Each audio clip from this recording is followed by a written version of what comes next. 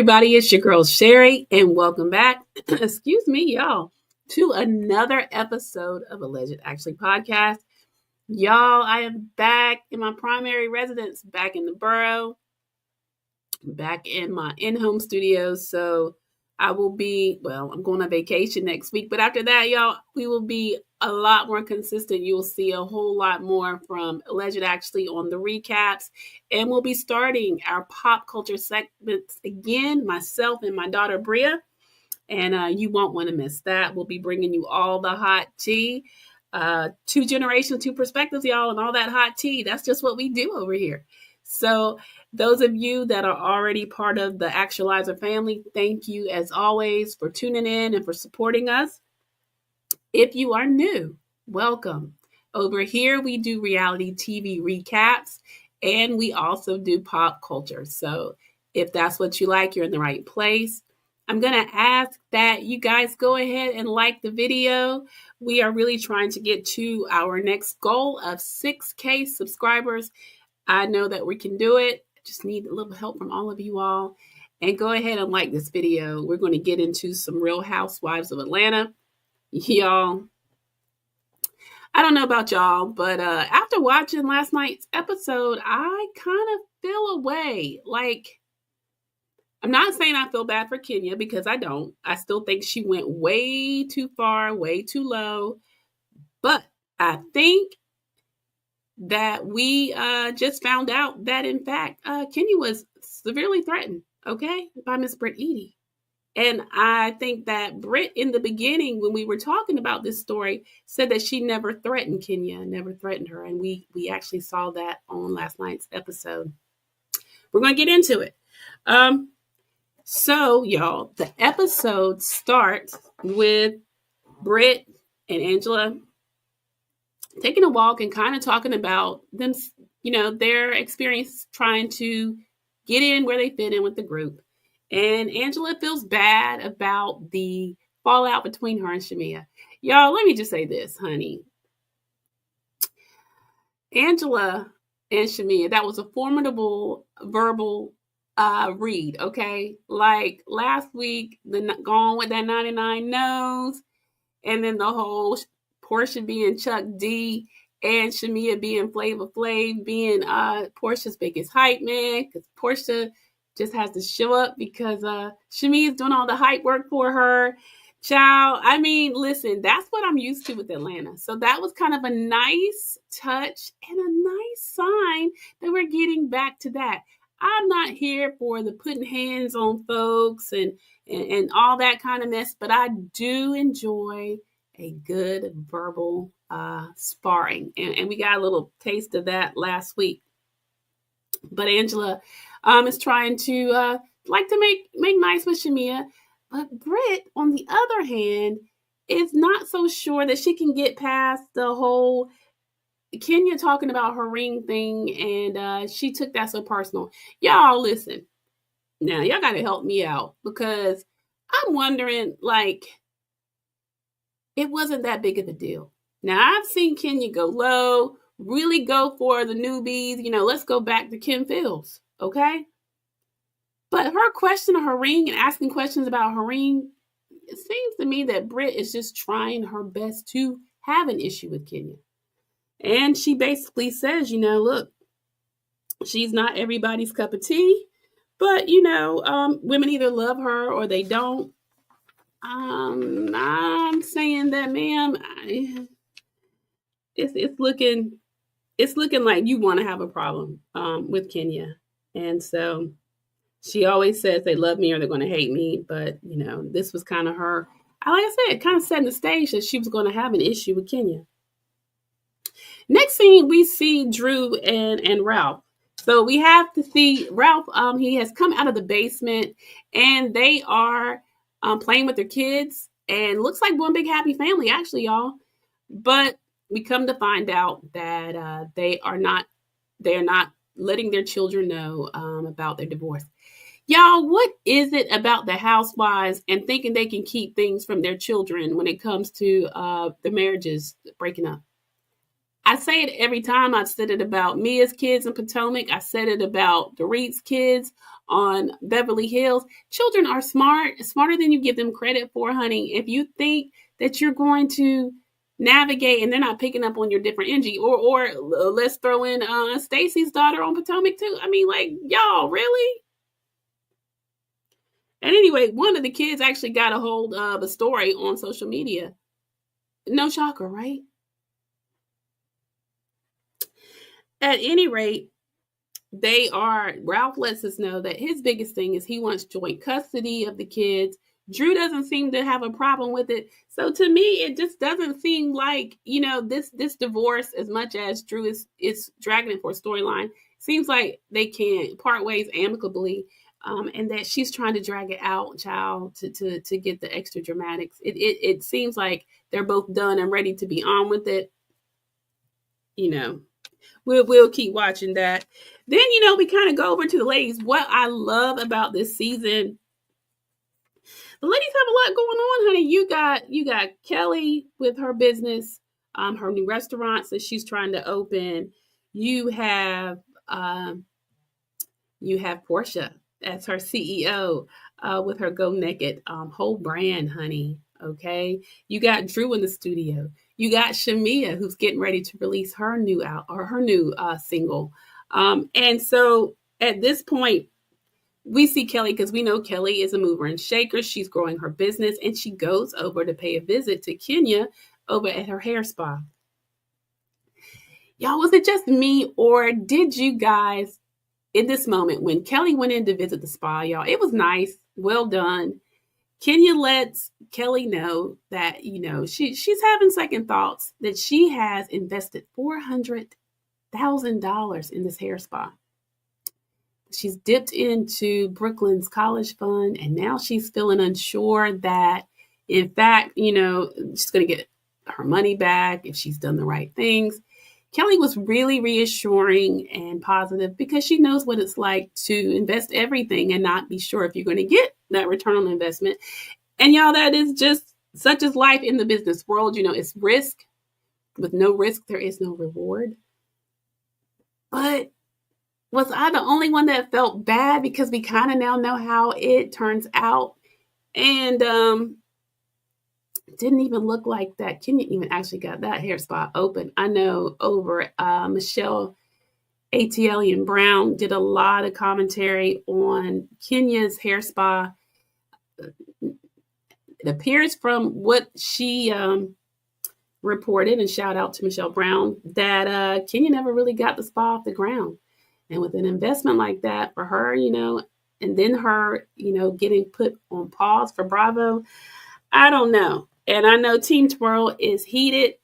We're going to get into what we find out about Brit and the prequel to the fallout. But I thought it was nice that Kelly stopped by to see the spa, that they had that nice exchange. I feel like it's a shame, because that's the side of Kenya that, we like. She's trying to open a business, that's positive. She's trying to leave something, a legacy, build wealth for her and her daughter. That's admirable. You saw the softer side when she was confiding in Kelly. And I honestly like Kelly for the show. At one point I said all the newbies, were good. The one thing that I said about Brit was I was trying to see what it was giving with what went on between her and Kenya. Now, I don't know, y'all. After they have their fallout, which apparently will start off next week, what is Brit going to give? Because she seems so obsessed with Kenya and wanting to have that drama as part of her storyline. So I don't know if I see it for you anymore, Brit. I was very turned off by this episode, but let's keep going. Angela Oakley is going to have a Black Excellent at a restaurant that is really chic and so cool, y'all, called The Bank, over in the Bankhead area of Atlanta, y'all. It was cool to see. This was her way. She wants a chance to get the ladies together. She really wants to get to know the ladies. The memo stated that everyone was to dress in their best Black attire. Before they got to the dinner, the scenes were, I wasn't going to go into every scene, for my Mondays, my Sherry Quick Snips. I don't do deep dives until we get to the point where next week I think we're going to do a little deeper dive into the episode. But we do see Shamea have a chat with her sister about, her hesitance. She also wants to bury the hatchet, if you will, with Angela Oakley. She has been invited to the dinner. She gets some advice from Porsha, and she talks to her sister about sharing her new single with the ladies. She's real excited about it. And so anyway, we have the dinner at the bank. Everybody comes looking really chic in their black, except for Miss Kenya Moore, who comes through in a turquoise Versace dress. We got a little quick, we got this new feature that I'm going to be trying. So Angela is preparing for her party at the bank. Y'all, it's a real cool restaurant. When next time I'm in the area, I am going to check it out. It was so cool, y'all. Ladies gather. Everybody's in their black, child. I don't have a full picture of Kenya in the dress, but you see she comes in her turquoise Versace. She is not playing the same game in the black like the rest of the ladies. Now, for the dinner, some are somewhat as an icebreaker, and we know dinners never go well for housewives. You always hear me and Joey say that, honey. Dinners, girls, trips, boats, child, it never ends well. Listen. So they decide to play a game where each one of them can write a question and put it in the vault, and they're going to ask these questions of each other. But before we even got to the game, when Kenya came in and greeted everybody, she gave Brit a hug, and Brit was just not here for the hug, honey. It was more of a pat, child. She wanted, I guess, a full embrace. Listen, there's a scene I didn't talk about how she's kind of fallen out with her sister, her older sister, Cher. That gives some background in the fact that Brit has, I guess, clung to her husband, and, the relationship with her sister is not as close as it used to be. So, that gives us a little background on Brit. She has two sisters. They were in business together. They kind of fell out. She does have dinner with her sister, Cher, and they're trying to repair that relationship. Now, I say all that to say, Brit says she does struggle with relationships with, friends, women. And, girl, Kenya did greet you, whatever, and I guess it just wasn't the hug you wanted, but okay, ma'am. So, this shady game that we're playing, honey. So, we get down to everybody asking a question. And caught that there was this question where Porsha had something that she kind of was trying to reveal about Charles Oakley, Angela's husband, but then she just didn't want to go into it. Y'all, we're going to have to keep watching and see what's up with that. That was shady. And then, nothing overtly, was fun. They were asking, what Shamea had to do for her lavish gift. She gave us a demo on that. And then we get down to two questions that were geared toward Kenya, pretty much highlighting what her issues were with Brit. Kenya was pretty much paying her dust, y'all. I mean, she just was. She even made the comment, peasants cannot come for a queen. And child, why did she say that? Listen, Brittany storms off. She is furious. Listen, but before we do that, I wanted to know, what did y'all think about when Shamea gets ready? She's at the table with the ladies and she shares with them her single. Everybody is grooving and giving Shamea the love she deserves, y'all, because the single is giving, young. It's a bop. And Porsha's like, is that Drew? No, I thought that was Drew. Girl, you don't know how your best friend sounds. Porsha, I was mad at you for that. And it was very shady. My prediction, y'all, once Kenya exits and Phaedra Parks enters the building, enters the cast, her and Shamea will follow even more, because I think we will see the reprisal of freaking Frack. And let's be clear, Shamea is giving Center Peach energy. She's giving the Anchor energy. I don't know. I don't want to, diagnose their friendship, but it's given that Porsha is a little jealous. Human nature, nonetheless.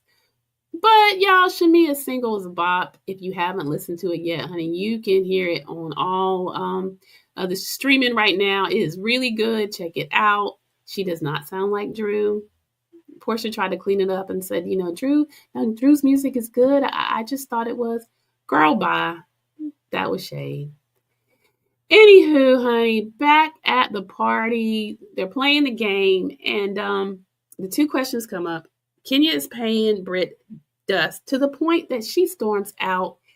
Kelly comes after her, and it is a lot. She's trying to call her husband to get him to get the car, child. She is like, this girl don't know who I am. She don't know who she's playing with, child. She's calling for Michael, and she talks about that's why I packed my pistol. And she didn't say it once, but twice, y'all. I mean, Miss Kenya was a lot shocked, and so were we, because that's a threat. That's a threat. It was twice. And the way the scene ends, y'all, because the party's over at this point. I mean, because everybody is just surprised it even went that left. And Kenya gets in the car with Porsha, and she basically says, look, this is unacceptable. She has to go. She overhears her. I mean, this girl is security's around. She's wanting her mic off. She's talking to her husband. He gets there on scene trying to calm her down, y'all. It was a lot. So, yeah, I mean, that's the quick down and dirty. I will say that, next week what it's going to be giving. And we're going to see how it all plays out at the hair spa. They do show a brief, gives us a little bit of background about what we're going to see next week. I know I'm going to be here for it. Y'all, I just feel like they downplayed Brit's part. It still does not excuse, because revenge porn is a crime. The way that she demeaned her by bringing those, I don't even know why Kenya would even go there. I don't even know why anyone would even help her with that, because I would think that whoever her producer was would know. I mean, listen, it's a lot. I know Candace Diller-Bassett has chimed in saying that, after what we've come out, that Bravo, always tried to make someone out to be, go after someone in light of their show ponies, which she's referring to Brit. Y'all, I mean, the Candace is in support of Kenya. I felt bad that it was more to it than, Brit was like, as if Kenya was just picking on her. When it does seem like Brit came in hot for Kenya, again, Sherry is not excusing what she did. I think it was vile, and I think that she needed to be put on pause. But I'm not so sure that Brit didn't need to have some repercussions. You can't just get all on the Real Housewives and tell your castmate you got a pistol with her name on it. Where do you do that at? Y'all, these franchises, they're it's going too far. Every season is something. But listen, I'm going to keep tuning in, and we'll talk about it next week. Y'all, I'm here for it. I want to see how it all pans out. I don't know, y'all. Weigh in the comments, slide in the comments, and let me know what you thought about last night's episode. What do you think is given with Brit? Is she coming at her too hard? Like, where do y'all think that energy is coming from? I mean, it's like she wanted to come in and have an issue with Kenya for clout. That's what it's given. Y'all let me know if you agree. Also, I want to know, what were your thoughts on that shade from Porsha to her longtime friend Shamea? How y'all feeling about that? Slide in the comments, let me know, y'all. That's what I got for you. Join me and Joey for our Bravo Bestie breakdown on Wednesday. We will be doing Beverly Hills, y'all, part 1 of the reunion. And apparently that reunion is going to be quite a bit to unpack. So we're going to get into part 1 on Wednesday. Y'all watch Tuesday and join us on Wednesday. And as always, thank you so much for tuning in. Come on back Wednesday and let's get into some Beverly Hills, okay? All right, y'all have a good one. Bye.